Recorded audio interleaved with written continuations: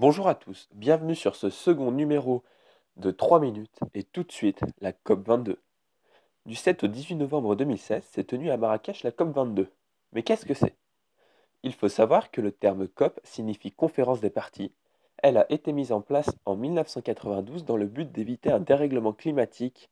Pendant 2 semaines, 195 États négocient et adoptent des décisions pour améliorer l'avenir de notre planète.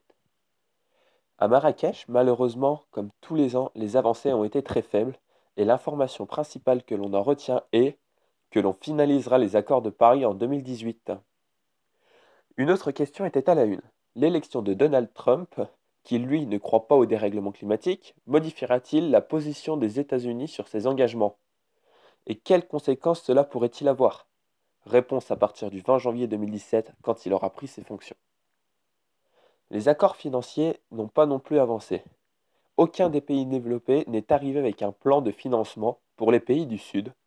Pourtant, une aide financière de 100 milliards de dollars doit être apportée à ces pays pour pallier les problèmes liés au réchauffement climatique et à la mise en place d'une production d'énergie renouvelable, au grand regret des pays africains. Malgré toutes ces désillusions, quelques avancées notables ont eu lieu.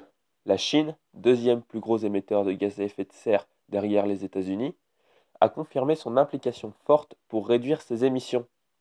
L'avancement de 2 ans du calendrier est aussi une mesure forte pour répondre à l'urgence de la situation qui se dégrade à une vitesse importante sur la planète.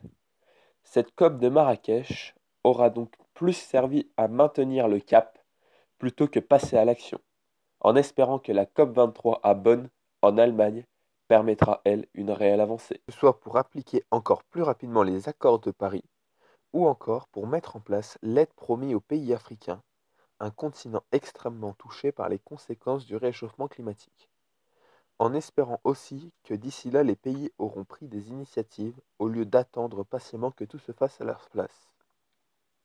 Voilà, c'était tout pour ce deuxième numéro de 3 minutes.